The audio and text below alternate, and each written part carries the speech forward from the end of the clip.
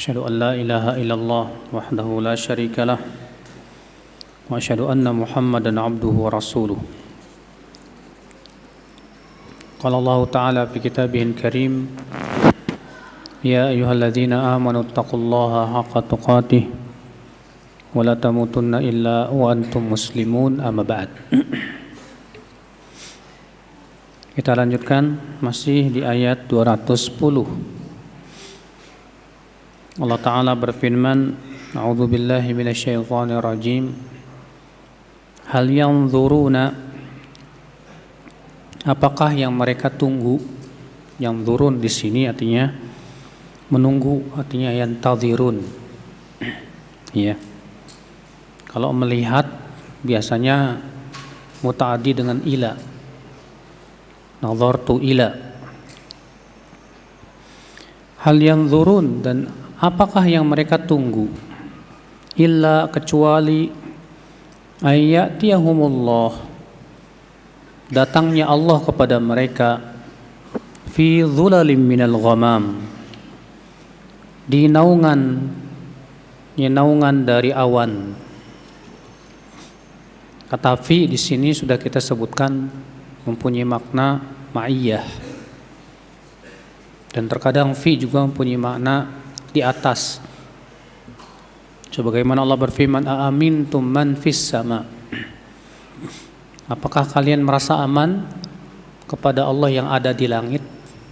Allah sebutkan dengan kata-kata man fis sama, sehingga fi mempunyai makna juga artinya di atas.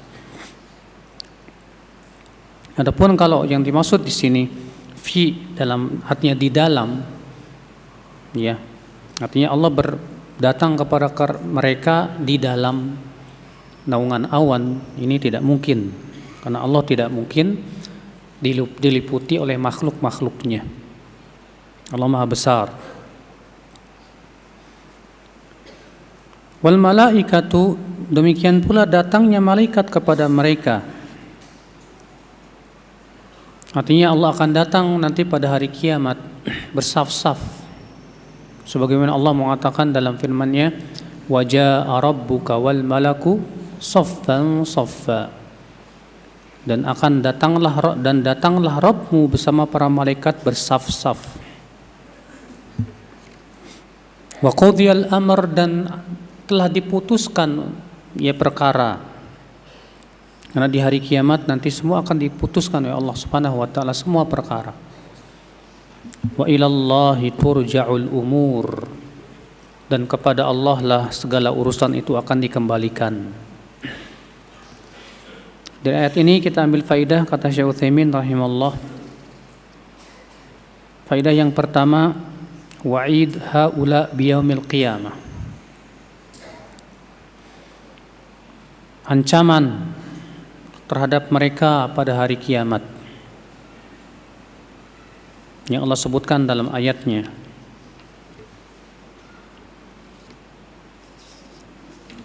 Di mana Allah menyebutkan dalam surah ayat sebelumnya, fa in zalaltum min ba'di ma ja'atkumul bayyinat fa'lamu annallaha azizun hakim.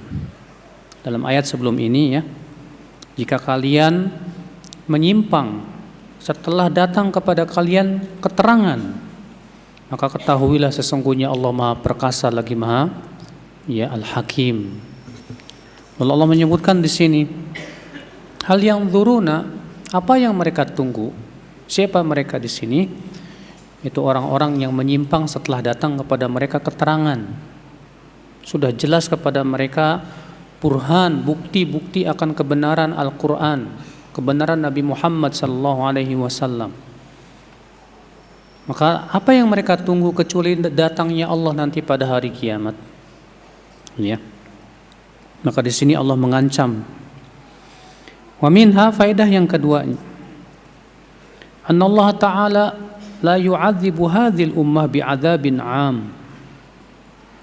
Ya anna Allah ja'ala wa'idal mukadzibin yaumal qiyamah.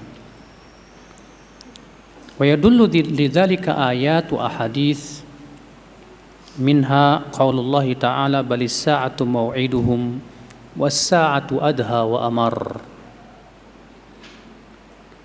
Ayat ini menunjukkan, kata beliau, bahwa Allah tidak akan mengadab umat Islam ini secara umum rata semuanya kena. Tidak. Kenapa? Karena Allah menjadikan ancaman ini untuk orang-orang yang mendustakan nanti di hari kiamat.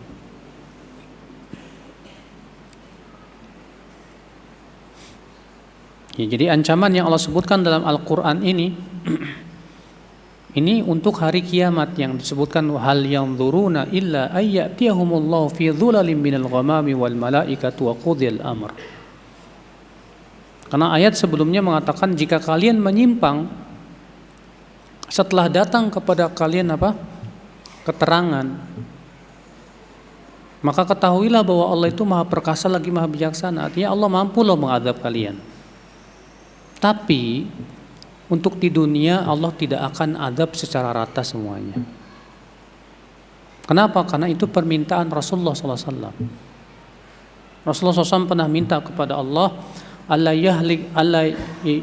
yahlika ummatahu bisanatin amatin. Rasulullah minta kepada Allah di antara tiga doa yang Rasulullah minta kepada Allah supaya umatnya tidak dibinasakan seluruhnya. Dan umat Nabi Muhammad itu ada dua, umat dakwah dan umat ijabah. Umat dakwah siapa? Non muslim yang didakwahi. Umat ijabah siapa? Muslim yang mengikuti dakwah Rasulullah sallallahu alaihi wasallam. Nah, ketika Rasulullah minta, ya Allah, jangan engkau hancurkan umatku seluruhnya dengan musim paceklik ataupun yang lainnya, itu menunjukkan tidak mungkin semuanya hancur. Hatta virus corona nggak mungkin semuanya, Pak. Hanya sebagian saja. Kenapa ini? Ini permintaan Rasulullah SAW yang Allah kabulkan. Iya. Adapun di hari kiamat, iya. Mereka-mereka yang mendustakan semuanya diadab oleh Allah Subhanahu wa taala tanpa terkecuali. Adapun di dunia ada yang diadab, ada yang tidak. Ada orang yang kafir sampai matinya enggak diadab sama Allah. Ada orang yang berbuat maksiat sampai matinya enggak diadab sama Allah, tapi adabnya nanti di hari kiamat. Ya, kena semuanya. Wa minha, faidah selanjutnya, itsbatu ityanillah yaumal qiyamah lil fasli baina ibadi wa huwa ityanun haqiqiyyun yaliqu bi jalalihi la tu'lam kaifiyatuhu. Penetapan sifat datangnya Allah nanti pada hari kiamat, ya, untuk memberikan keputusan di antara hamba-hambanya. Bagaimana cara datangnya hanya Allah yang Maha tahu.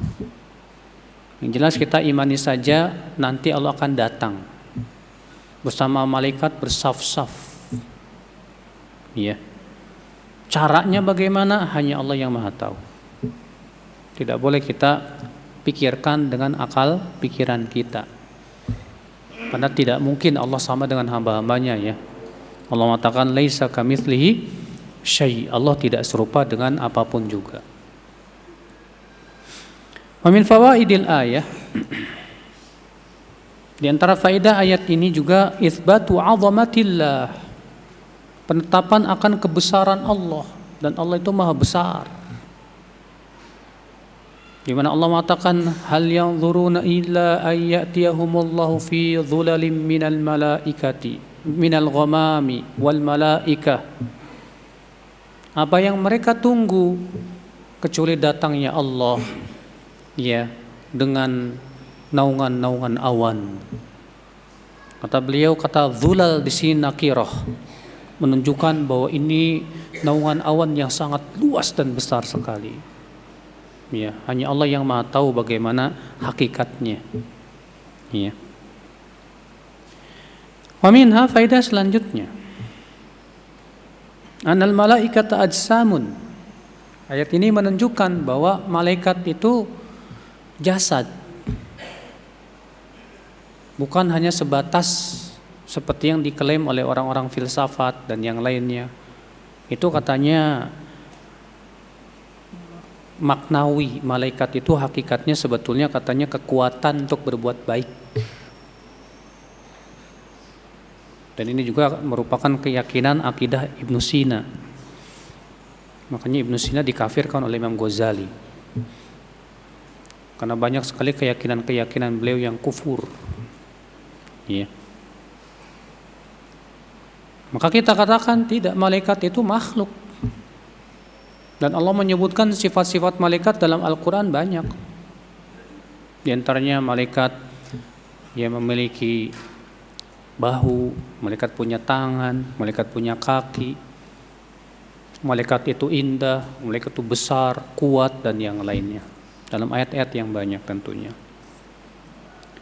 Wa minha, faidah selanjutnya.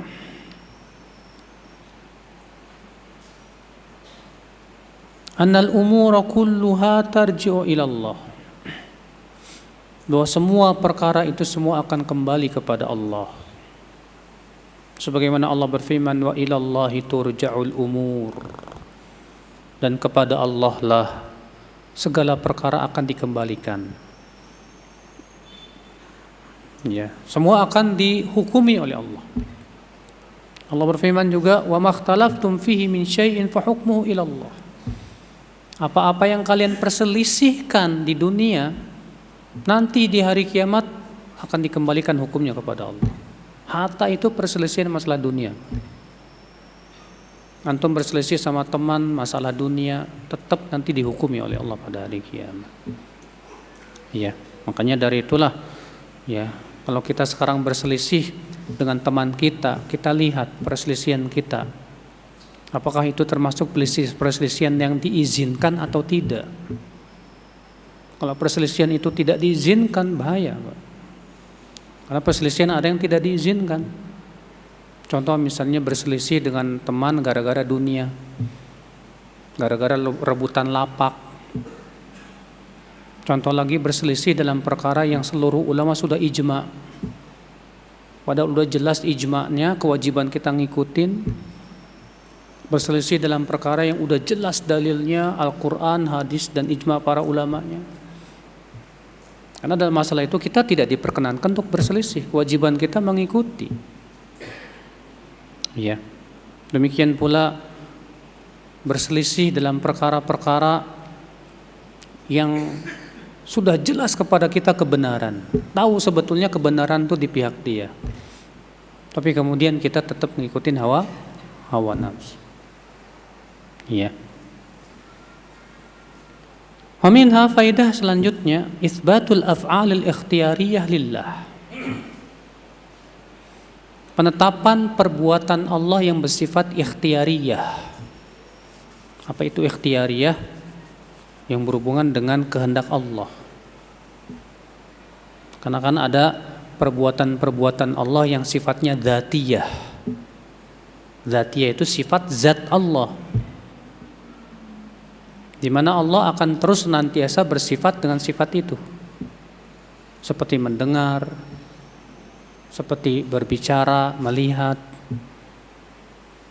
Ada yang sifatnya sifat fi'liyah, sifat perbuatan. Dan ini perbuatan ini berhubungan dengan apa? Kehendak, yang disebut dengan ikhtiar, masyiah, iradah. Maka yang seperti ini contohnya apa? Bersemayam, datang, turun. Sebutkan dalam hadis, Allah turun ke langit dunia pada sepertiga malam terakhir. Ya. Ada juga yang sifat Allah bergabungan dari dua sifat tersebut, dzatiyah, fi'liyah. Contoh misalnya sifat kalam. Sifat kalam, Allah berbicara, itu dari satu sisi merupakan sifat zatnya Allah. Tapi Allah berbicara sesuai dengan apa yang Allah kehendaki. Maka dari satu sisi disebut dengan zat, sifat dzatiyah, tapi sisi lain disebut dengan sifat fi'liyah. Ya. Kita masuk ayat selanjutnya. Allah Ta'ala berfirman, Sal Bani Israel. Sal, tanya. Dari kata sa'ala, Yas'alu is'al jadi sal. Sal artinya apa? Tanyalah. Ya. Bani Israel. Bani Israel itu siapa? Keturunan Nabi Ya'qub alaihissalatu wassalam yang mereka disebut Yahudi setelah itu. Di mana keturunan Nabi Ya'qub ada 12 kabilah. Ya. Sal Bani Israel. Tanyalah Bani Israel itu. Lihat Pak, Allah masih memanggil Yahudi itu dengan panggilan yang lembut, Bani Israel. Bani Israel itu artinya anak-anak Israel. Ya. Siapa Israel? Nabi. Antum kalau dipanggil anak raja tersanjung nggak Pak? Tersanjung. Tanya anak-anak Israel itu, Masya Allah, lembutnya Al-Quran, ya, kepada orang Yahudi. Padahal kita sudah tahu bagaimana pembangkangan Yahudi terhadap Nabi Musa alaihissalatu wassalam. Sal Bani Israel kam atainahum min ayatin bayyinah. Tanya Bani Israel, berapa banyak kami telah mendatangkan kepada mereka dari ayat-ayat yang sudah jelas. Artinya tanya itu orang-orang Bani Israel, berapa banyak ayat-ayat jelas yang sudah sampai kepada mereka. Keterangan-keterangan yang nyata, ayat-ayat yang sifatnya kauniyah seperti mukjizat Nabi Musa alaihissalam yang mereka lihat sendiri. Bagaimana Nabi Musa alaihissalam, ya, ketika melemparkan tongkatnya bisa menjadi dan yang lainnya. Bagaimana Allah mengambil perjanjian lalu Allah angkat itu gunung Tur di atasnya dan mereka melihat dengan mata kepala.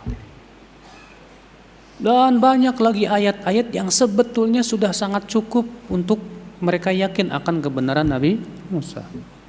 Yang seharusnya mereka mau tunduk kepada Allah Subhanahu wa taala. Ya, tapi subhanallah ternyata banyaknya ayat-ayat yang sudah sangat jelas ternyata tidak membuat mereka beriman. Saking kerasnya hati mereka itu. Iya. Maka Allah mengatakan sal Bani Israel kam di sini artinya apa? Ya, litaktsir. Ya, menunjukkan banyak. Berapa banyak? Allah menyuruh untuk bertanya kepada Bani Israel itu dalam rangka apa? Taubih, mencela mereka. Artinya sudah sangat banyak loh keterangan yang sampai kepada mereka itu. Ya. Wa may yubaddil ni'matallah. Dan siapa yang mengganti nikmat Allah karena keterangan, Pak, ayat-ayat Allah, hujah-hujah sebetulnya itu nikmat. Sehingga dengan itu kita menjadi yakin akan Allah Subhanahu wa taala. Yakin kepada Allah, yakin kepada akhirat itu nikmat yang besar sekali, Pak. Karena keyakinan kepada Allah, keyakinan kita kepada hari akhirat itulah yang menimbulkan berbagai macam amalan saleh, ya, amalan hati dan yang lainnya, itu kebahagiaan sudah di dunia dan akhirat. Tapi masalahnya orang-orang Bani Israel lebih memilih dunia daripada hidayah. Wa may yubaddil ni'matallah min ba'di ma ja'athu. Siapa yang mengganti nikmat Allah tersebut berupa keterangan, ayat dan yang lainnya, diganti dengan yang lain, enggak mau. Setelah datang kepada mereka keterangan tersebut, fa innallaha syadidul iqab. Maka sesungguhnya Allah keras siksanya. Iya, Allah keras siksanya, akhi. Di dunia terkadang orang-orang, ya, yang membangkang itu tidak merasakan kerasnya azab Allah. Ya, malah dikasih nikmat, biar tambah keras siksanya nanti di hari kiamat. Baru pas meninggal dunia nyesal. Maka di saat itulah mereka akan berkata apa? Rabbi laula akhartani ila ajalin qarib fa asaddaqu akum minas salihin. Ya Rabb, Ya, akhirkanlah barang sebentar aja ajalku, biar aku bisa sedekah dan jadi orang soleh. Tapi saat itu sudah tidak ada manfaatnya penyesalan. Ya. Ikhwata Islam azani Allah wa iyyakum, dari ayat ini kita ambil faidah, kata Syekh Utsaimin, bayan kasrati ma a'fahu Allah bani Israil mil ayatil bayyinat ad-dala ala sidqi rusulih. Penjelasan tentang betapa banyak sekali keterangan-keterangan yang Allah sudah berikan kepada Bani Israel itu, ya, yang menunjukkan akan kebenaran risalah yang dibawa oleh para nabi dan rasul. Banyak, Pak, dan kepada kita juga banyak, Pak. Kepada umat Islam banyak sekali keterangan-keterangan yang sangat nyata di mata kita akan kebenaran Nabi Muhammad SAW. Ini di Al-Quran yang kita pegang. Al-Quran yang kita pegang itu bukti yang sangat nyata kebenaran Rasulullah SAW. Kenapa? Karena Al-Quran sampai detik ini tidak berubah-ubah. Allah jaga sampai detik ini. Tidak ada yang berubah, satu huruf pun, satu harokat pun, tidak ada. Apalagi keterangan yang nyata di mata kita, Pak. Semua tanda hari kiamat yang Rasulullah kabarkan terjadi tidak, Pak? Terjadi. Di mata kita sendiri Rasulullah mengabarkan tentang akan munculnya kendaraan yang mempunyai beberapa pelana. Kata para ulama, mobil. Ini yang tiap hari kita, itu bukti akan kebenaran risalah Rasulullah SAW. Rasulullah mengabarkan akan munculnya wanita yang berpakaian tabit telanjang. Rasulullah mengabarkan tentang fusyuwut tijarah, tersebarnya perdagangan dan yang lainnya, dekatnya pasar. Kita melihat dengan mata sendiri di kanan sekarang. Antum belanja nggak usah capek-capek ke mall, di HP belanjanya, deket pasar tuh. Di mata kita ini keterangan-keterangan yang sudah sangat jelas akan kebenaran Rasulullah SAW. Apalagi yang perlu diragukan coba? Belum lagi syariat-syariat Allah yang Allah turunkan kepada Rasulullah yang menunjukkan akan kebenarannya. Iya. Sampai tata cara tidurnya Rasulullah aja menunjukkan akan kebenaran dakwah dan risalah Rasulullah SAW. Dan ternyata diakui oleh para dokter di zaman ini. Sampai tata cara makannya Rasulullah SAW menunjukkan akan kebenaran risalah Rasulullah SAW. Sudah sangat banyak keterangan yang sampai kepada kita. Tapi itulah setan berusaha untuk memasukkan syubhat terus di pikiran kita nih, Pak. Biar kita ragu kepada siapa? Kepada Allah. Biar kita meragukan risalah Rasulullah SAW. Ikhwata Islam azani Allah wa iyyakum. Ya, makanya orang yang tersesat setelah datang keterangan itu lebih bahaya, Pak, lebih mengerikan daripada orang yang tersesat sebelum datang keterangan. Kalau ada orang tersesat belum datang keterangan, nggak tahu, bisa jadi Allah masih berikan udzur. Tapi ini sudah jelas keterangan, sudah sampai berbagai macam ayat yang sudah seharusnya dia yakin, nggak yakin juga. Maka kalau keterangan-keterangan yang sudah sangat jelas nggak yakin, dengan apa lagi mereka yakin coba? Makanya Allah mengatakan apa? Fabi ayyi haditsim ba'dahu yu'minun. Maka dengan perkataan apa lagi setelah itu mereka mau beriman? Kalau ternyata keterangan dan hujah-hujah Allah dan Rasulnya tidak diimani. Akhul Islam azani Allah wa iyyakum. Ya. Aminha faedah selanjutnya. Taqri' Bani Israil alladzina kafaru bi ayatillah wa tawbikhuhum li'anna al-murad bis-su'al huna su'al tawbikh. Di sini Allah mencela Bani Israil yang tetap kafir, kekeh dan kokoh di atas kekafiran. Ya, orang kafir itu banyak yang istiqomah, Pak, di atas kekafirannya, Pak. Masa kita enggak istiqomah di atas keimanan? Banyak orang yang istiqomah di atas maksiatnya, Pak. Masa kita enggak istiqomah di atas apa? Sesuatu yang sudah jelas nyata kebenarannya di mata kita. Iya. Wa minha faidah selanjutnya annal ayat min ni'amillah. Bahwa ayat-ayat yang Allah turunkan kepada Rasulnya itu termasuk nikmat-nikmat Allah. Lianna tahmilul mar'a 'alal iman. Karena itu bisa menjadikan seseorang beriman. Wa fil iman najatu, dan dalam keimanan itu terdapat keselamatan. Wa karamatu, dan kemuliaan dia.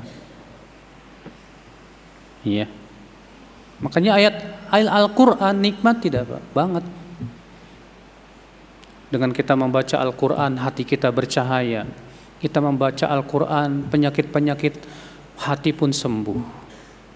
Dengan kita membaca Al-Qur'an kita diberikan ketentraman hati dan ketenangan batin. Dengan kita membaca Al-Qur'an kita mendapatkan bimbingan-bimbingan yang luar biasa, yang isinya semuanya kebenaran. Allah nikmat. Makanya kalau ada orang yang mengganti Al-Qur'an dengan koran, wah musibah ini.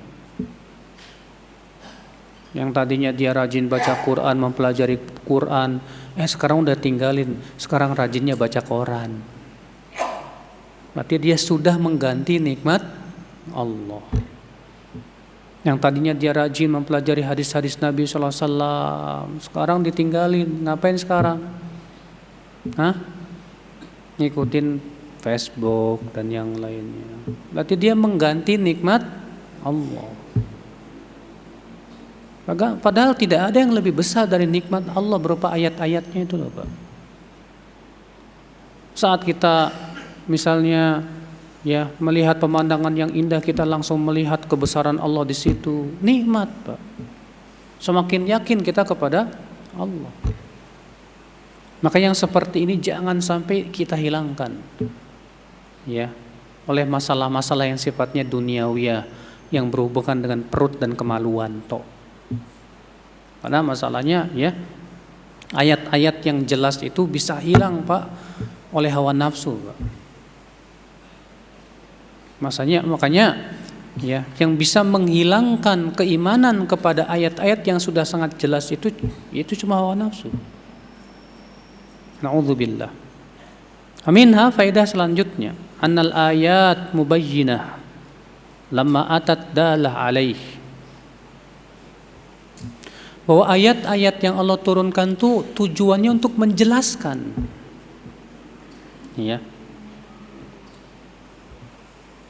Karena Allah pasti akan menjelaskan sejelas-jelasnya tentang bukti kebenaran Allah dan para rasulnya.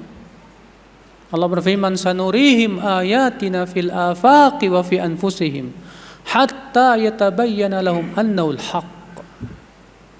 Kami akan perlihatkan kepada mereka, kata Allah, ayat-ayat kami di ufuk-ufuk timur dan barat, bahkan pada diri mereka sendiri, sampai telah menjadi jelas kepada mereka bahwasanya Al-Quran ini benar, bahwasanya Nabi Muhammad itu benar. Allah akan jelaskan sejelas-jelasnya, Pak, kepada manusia seluruhnya akan kebenaran Nabi Muhammad SAW, akan kebenaran Al-Quranul Karim. Dan itu sudah Allah jelaskan, dan itu sudah terbukti akan kebenaran. Ketika ditemukan ada sungai di dalam Laut Atlantik sana, ternyata Al-Quran sudah menceritakan. Ketika ditemukan berbagai macam penemuan modern zaman sekarang, ternyata Al-Quran sudah mengisyaratkan. Allah pasti perlihatkan tuh, bukti-bukti kebenaran itu. Minha at-tahdhir min tabdili ni'matillahi azza wa jalla. Di antara faedah ayat ini itu, hendaklah hati-hati, waspada, jangan sampai kita mengganti nikmat Allah. Nikmat Allah itu hanya sebatas demi kesenangan dunia yang sebentar. Udah dikasih nikmat hidayah, alhamdulillah. Gara-gara pengen dapat dunia yang sedikit, dia ganti. Allahul musta'an. Makanya akhi, kalau antum sudah diberikan oleh Allah nikmat ibadah, jangan sampai diganti sama yang lain. Antum sudah dikasih nikmat oleh Allah untuk baca Quran, pertahankan, jangan sampai Setelah itu malah nikmat membaca Quran. Pertahankan, ya. Itu semua nikmat dari Allah Subhanahu wa taala. Wa minha itsbatu syiddatil iqabi minallah liman baddala ni'matahu bil kufur. Di antara faedah ayat ini penetapan akan betapa kerasnya siksa Allah bagi orang yang mengganti nikmat Allah dengan kekafiran. Yang harusnya dia syukuri, dia imani, tapi dia malah kafir kepadanya. Iya. Ingat adab Allah keras sekali, keras. Fa'allahu musta'an. Kita masuk ayat selanjutnya. Allah Ta'ala berfirman, Zuyyina lilladzina kafaru al-hayatud dunya. Zuyyina dihiaskan. Kepada siapa? Kepada orang-orang yang kafir itu. Apa itu? Kehidupan dunia. Artinya apa? Orang kafir yang tidak beriman kepada Allah dan kehidupan akhirat itu dijadikan dunia itu sesuatu yang sangat luar biasa di hatinya. Karena masalahnya mereka tidak beriman akan adanya hari kebangkitan. Mereka tidak beriman akan adanya hari kiamat, tidak beriman. Sehingga akhirnya dunia itu jadi apa? Tujuan dia yang terbesar sudah. Ya. Maka Allah menyebutkan dihiaskan kepada orang-orang kafir itu kehidupan dunia. Ini menunjukkan orang beriman itu jangan sampai dunia ini benar-benar terhias di hatinya, Pak. Orang beriman itu lebih terhias hatinya dengan akhirat. Yang diharapkan akhirat, ya. Sebagai surga dalam hadis Nabi SAW, man kanat hammuh dunya, siapa yang keinginan terbesar di hatinya dunia, farraqallahu alaihi syamlah, Allah akan cerai beraikan urusannya. Wa ja'alal faqra baina ainai, dan Allah akan jadikan kefakiran itu di matanya. Walam ta'tihi minad dunya illa ma kutibalah, dan dunia pun tidak akan mendatanginya kecuali sesuai yang dituliskan saja untuk dia. Wa man kanat haumul akhirah, tapi siapa yang keinginan di hatinya akhirat, sabbatallahu alaihi amrah, Allah akan kokohkan urusannya itu. Ya, wa ja'alal ghina fi qalbi, dan Allah akan jadikan kekayaan di hatinya. Wa atathu dunya wa hiya raghimah, bahkan dunia akan mendatanginya dalam keadaan hina di matanya. Beda, ya. Orang yang dihiaskan di hatinya dunia dengan orang yang dihiaskan di hatinya apa? Akhirat, beda. Orang yang dihiaskan akhirat itu, Pak, qanaahnya luar biasa. Kenapa? Karena dia nggak mengharapkan dunia. Orang yang dihiaskan akhirat tuh, Pak, sabarnya luar biasa. Menghadapi ujian sabar. Kenapa? Karena dia mengharapkan akhirat. Orang yang mengharapkan akhirat tuh ikhlasnya, Pak, full. Tapi orang yang dihiaskan dunia, sempit dadanya. Udah kikir, pelit, medit. Belum lagi dengkinya menghinggapi diri. Udah gitu buat ikhlas susah. Kenapa? Karena yang diharapkan apa? Dunia. Dihiaskan dunia itu. Iya. Makanya orang-orang yang dihiaskan kepada mereka dunia, akhirnya mereka tidak peduli halal haram lagi dalam masalah mencari duit. Ya, bagi dia tujuan menghalalkan segala cara. Kenapa? Karena dihiaskan di hatinya apa? Dunia. Allah berfirman, zuyyina lilladzina kafarul hayatud dunya wa yaskharuna minal ladzina amanu. Sedangkan mereka yang dihiaskan kehidupan dunia itu biasanya apa? Mereka akan meledek orang-orang yang beriman. Dan itu kita lihat sekarang. Kita lihat dengan mata kepala orang yang hatinya sangat cinta dunia itu, Pak, gak suka sama orang yang cinta akhirat. Ngelihat orang yang sholat, ngelihat orang yang Masya Allah beriman kepada Allah, kehidupan akhirat, dia akan remehkan. Bahkan mungkin dia perolok. Kenapa? Karena dia menganggap dunia segala-galanya. Ya. Zuyyina lilladzina kafarul hayatud dunya wa yaskharuna minal ladzina amanu. Walladzina taqaw fawqahum yaumal qiyamah. Dan orang-orang yang bertakwa itu kelak di atas mereka pada hari kiamat. Ya.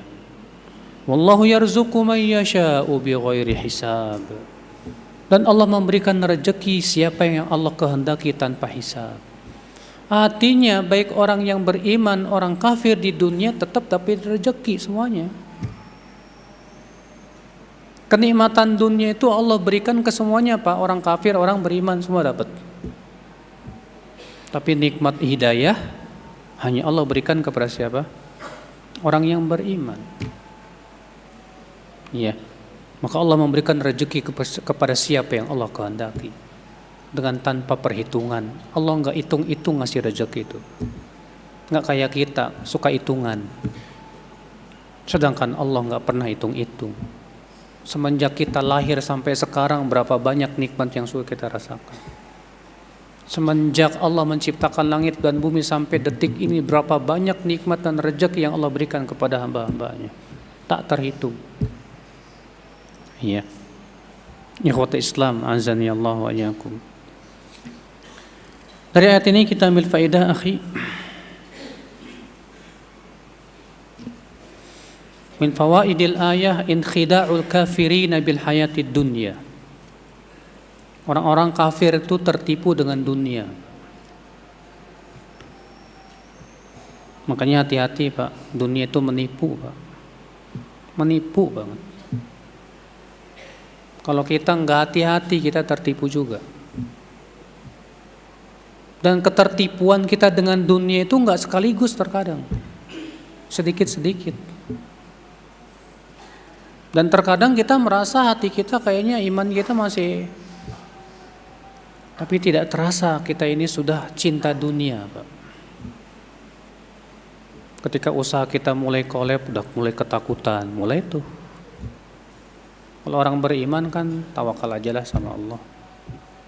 Saya ridho dengan pemberian yang Allah berikan kepada saya. Ya, yang namanya hidup kan tidak selalu di atas, pasti terkadang kaya, terkadang susah, terkadang begitulah kehidupan. Udahlah, serahkan semua sama Allah. Makanya Imam Ahmad pernah ditanya, "Hai Aba Abdillah, mungkin tidak orang kaya yang punya kekayaan 1000 dinar bisa zuhud?" Kata Imam Ahmad, bisa. Dengan syarat ketika berkurang tidak terpengaruh, dan ketika bertambah juga tidak gembira, biasa aja. Ya. Jadi kalau kita masih kepengaruh, belum zuhud. Berarti hati kita masih apa? Sudah terikat dengan, sudah mulai dengan dunia itu. Ya. Apalagi kalau ternyata antum sudah mulai malas-malesan nih ibadahnya. Wah, itu tanda bahwa kita sudah mulai condong ke berapa? Dunia. Karena masalahnya kalau hati kita sudah merasa tentram dengan dunia dan tidak tentram dengan akhirat, bahaya, Pak. Iya. Sallallahu salamata wal afiyah. Makanya Allah mensifati itu dunia itu, wa mal hayatud dunya illa mata'ul ghurur. Tidaklah kehidupan dunia kecuali kesenangan yang menipu. Iya. Makanya sukan dalam hadis, suatu ketika Abu Dzar datang ke Rasulullah yang sedang duduk di bawah naungan Ka'bah. Ketika Rasulullah melihat Abu Dzar, Rasulullah bersabda, "Humul akhsarun." Mereka itu orang-orang yang paling merugi.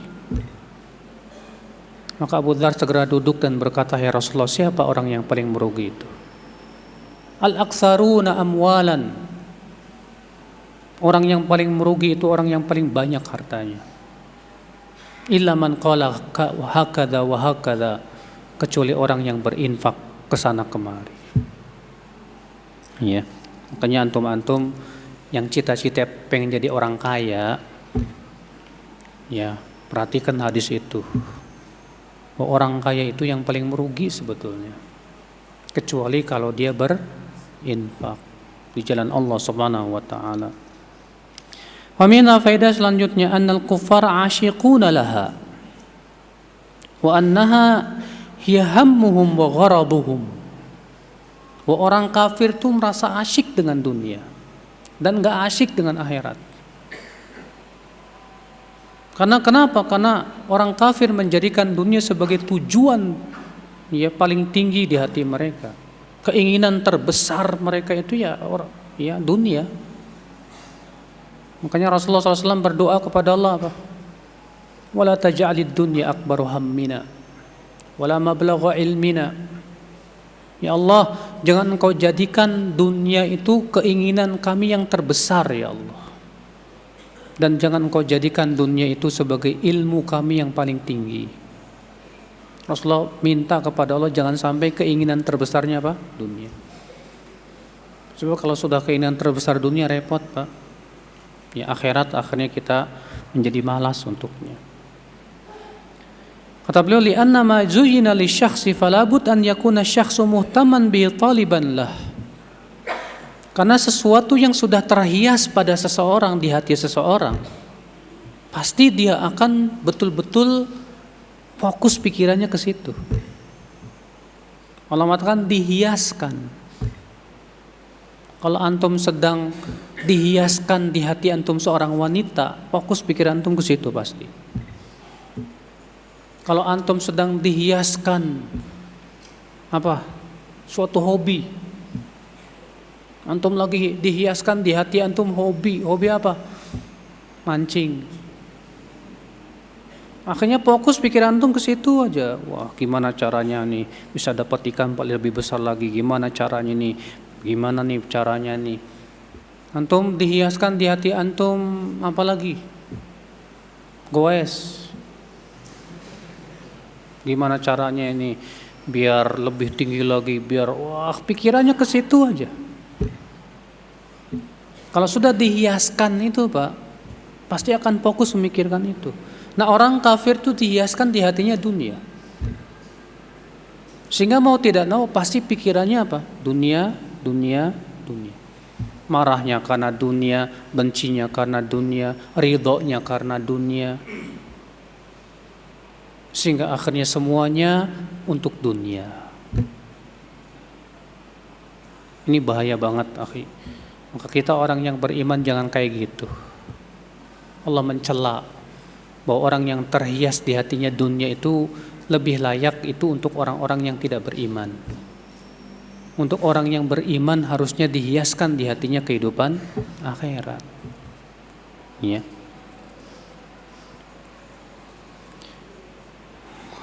Udah masuk Isya ya. Baik, kita lanjutkan nanti ayat ini pada pertemuan berikutnya. Assalamualaikum warahmatullahi wabarakatuh.